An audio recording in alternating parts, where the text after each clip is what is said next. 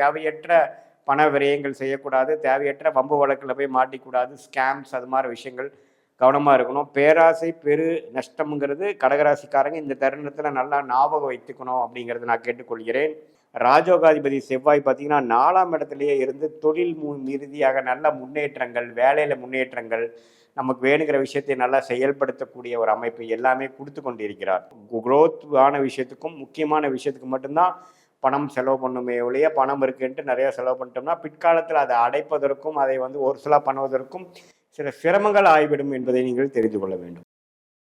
வணக்கம் கிரக ரகசியம் சேனல் நேர்களே, நான் உங்கள் அன்பான சயின்டிஃபிக் வேதிக் அஸ்ட்ராலஜர் அஸ்ட்ரோரெட்டி பேசுகிறேன். நல்லது நினைப்போம், நல்லதே நடக்கும். இந்த வீடியோவில் நம்ம என்ன பார்க்க போறோம்னா, கடகராசிக்காரர்களுக்கு அக்டோபர் 2025 எத்தகைய ஒரு மாதமாக பலாபலன்கள் நிறைந்த ஒரு மாதமாக இருக்க போகிறதுங்கிறது துல்லியமாக சயின்டிஃபிக் வேதிக் அஸ்ட்ராலஜி முறையில், அறிவியல் சார்ந்த ஜோதிட முறையில் எந்த விதத்திலும் மிகைப்படுத்தாமல் உள்ளது உள்ளவாறு பரிகாரங்கள் அது மாதிரி விஷயங்கள் பார்க்காமல் எப்படி வந்து கிரகணிகள் இருக்குது, கர்மா எப்படி செயல்பட போகிறது, கடகராசிக்காரர்களுக்கு அடுத்து வரக்கூடிய விஷயங்கள் எப்படி இருக்குது எப்படிங்கிறதை துல்லியமாக அறிவியல் சார்ந்த இந்திய வேத ஜோதிட அடிப்படையில், ஒளித்தத்துவம் அடிப்படையில் நம்ம பார்க்க போகிறோம். இப்போ பாருங்கள், கடகராசிக்காரர்களுக்கு அஷ்டம சனி எல்லாம் முடிந்து ஏப்ரல் 2025 படிப்படியாக கொஞ்சம் மீண்டு வரார் என்பது தான் உண்மை. இப்போ பாருங்கள், சனி வந்து 9ஆம் இடத்துல, குரு 12ஆம் இடத்துல இருக்கும் பொழுது 12லேருந்து 6 கனெக்ட் ஆகிறப்போ சில வெளிநாடு சம்மந்தப்பட்ட விஷயங்கள், இடம் மாறுதல், மாநிலம், கடன் சார்ந்த விஷயங்கள், குடுக்கல் வாங்கல், ஒரு மாதிரியான ஒரு ஃபண்டிங்கு, இன்வெஸ்ட்மெண்ட்ஸு, ஷேர் மார்க்கெட்டு, சுப முதலீடு, கடன் மூலமாக ஒரு விஷயத்தை பெறுவது, அடுத்தும் கூட்டு தொழில், அது மாதிரி சில வியாபார உலகத்தில் இருக்கிறவங்க, வேலையில் இருக்கிறவங்களுக்கெல்லாம் நிறைய மாற்றங்கள் நிறைந்ததான ஒரு வருடமாக போய்கொண்டிருக்கிறது. அதில் அக்டோபர் மாதமும் ஒரு உன்னதமான ஒரு இம்பார்ட்டண்டான ஒரு மாதமாக இருக்க போகிறது.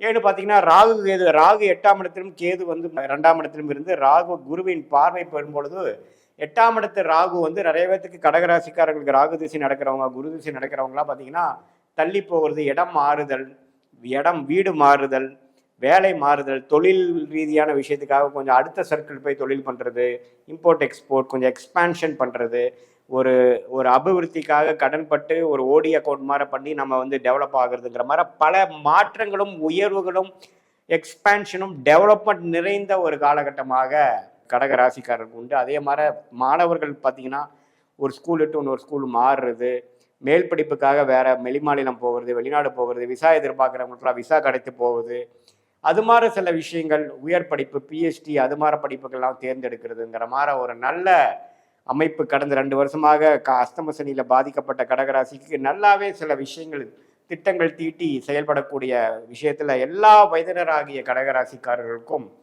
ஒரு நல்ல பலாபலன்கள் நிறைந்ததாக இருக்கும். இதில் ஒரு விஷயம் பார்த்தீங்கன்னா, அந்த கடன்படுதலில் வந்து நம்ம கேர்ஃபுல்லாக இருக்கணும். தேவையற்ற பண விரயங்கள் செய்யக்கூடாது, தேவையற்ற வம்பு வழக்கில் போய் மாட்டிக்கூடாது, ஸ்கேம்ஸ் அது மாதிரி விஷயங்கள் கவனமாக இருக்கணும். பேராசை பெரு நஷ்டம்ங்கிறது கடகராசிக்காரங்க இந்த தருணத்தில் நல்லா ஞாபகம் வைத்துக்கணும் அப்படிங்கிறது நான் கேட்டுக்கொள்கிறேன்.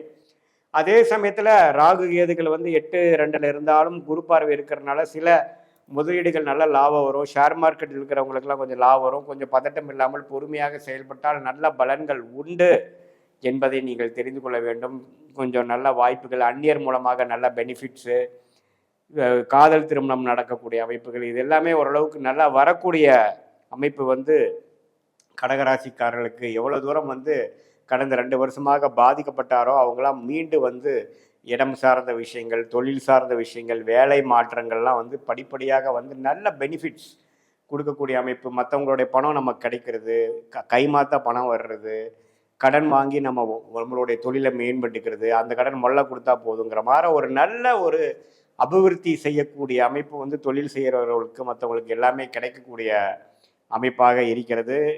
இந்த விஷயத்தை நம்ம பயன்படுத்தி நம்ம அடுத்த லெவலுக்கு போகக்கூடிய அமைப்பை வந்து கண்டிப்பாக நல்ல தசாபுக்திகள் போய்கொண்டிருக்கிறவங்களுக்கு நல்லா அமைச்சிக்கலாம். மற்றபடி ஒரு மாதிரி 6ஆம் வீடு 8ஆம் இடத்தை போகிறவங்க தேவையற்ற கடனோ, தேவையற்ற உடல்நல கோளாறு, வம்பு வழக்குகள் எல்லாம் இருக்கக்கூடிய அமைப்புகள் உண்டு. அதனால் எல்லாமே கவனமாகவும் செயல்பட வேண்டும் என்று நாம் கடகராசிக்காரர்கள் கேட்டுக்கொள்கிறோம். மற்ற மாதகரங்கள் எப்படி இருக்குன்னு பார்த்தீங்கன்னா, ராஜோகாதிபதி செவ்வாய் பார்த்தீங்கன்னா 4ஆம் இடத்துலையே இருந்து தொழில் ரீதியாக நல்ல முன்னேற்றங்கள், வேலையில் முன்னேற்றங்கள், நமக்கு வேணுங்கிற விஷயத்தை நல்லா செயல்படுத்தக்கூடிய ஒரு அமைப்பு எல்லாமே கொடுத்து கொண்டிருக்கிறார்.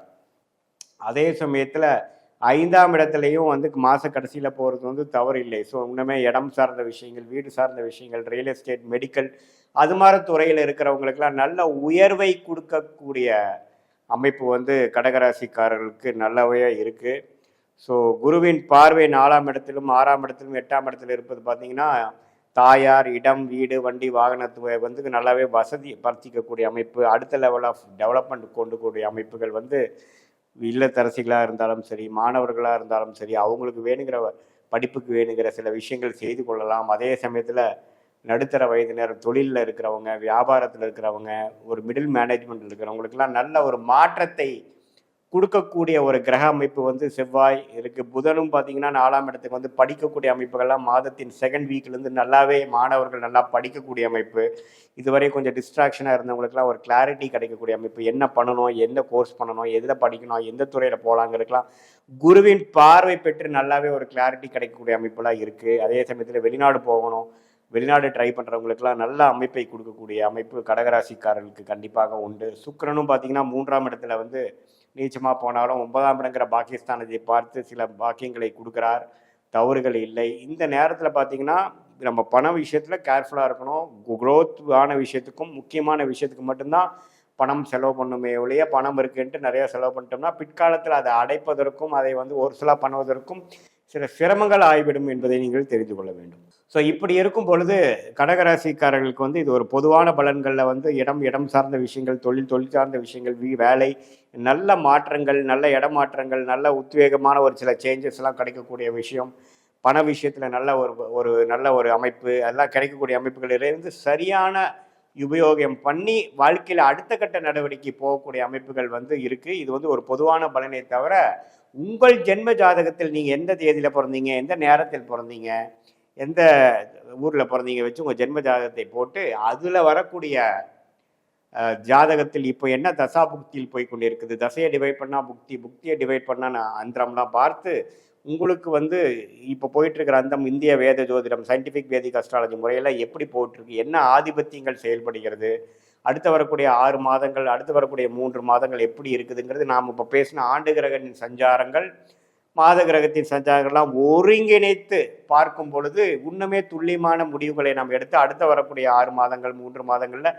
என்ன மாதிரி முடிவுகள் எடுக்கலாம், உங்களோட அடுத்த லெவல் ஆஃப் இந்த புக்திகள் என்ன கொடுக்குது, அடுத்து வரக்கூடிய புக்தி என்ன காட்டுது, எது மாதிரி வாழ்க்கை விஷயங்கள் காட்டுது, எப்போ மாறுது நல்லது, எப்போ உயர்வது நல்லது, எந்த மாதிரி விஷயம் எப்போ நடக்குதுங்கிறதெல்லாம் தெரிந்து கொண்டு அந்த பிராப்தத்துக்கு அளவு நாம் வேணுங்கிற செயல் திட்டங்களை தீட்டி தேவையற்ற முறையில், தேவையற்ற டைரக்ஷனில், தேவையில்லாத சமய விரயங்கள், பொருள் விரயங்கள் செலவு பண்ணாமல் நம்மளோட பிராப்தத்துக்கு நிகரான முயற்சிகளை எடுத்து அந்த டைரக்ஷனில் போகும்பொழுது எதிர்நீச்சல் செய்யாமல் எளிதில் வாழ்க்கையில் நம்ம குறிக்கோள் பண்ணக்கூடிய நம்ம எந்த விஷயத்தை நாம் வந்து வெற்றி பெற வேண்டும் என்று நம்ம நினைக்கிறோமோ அந்த விஷயத்தில் எளிதில் நம்ம வந்து வெற்றி பெற முடியும்.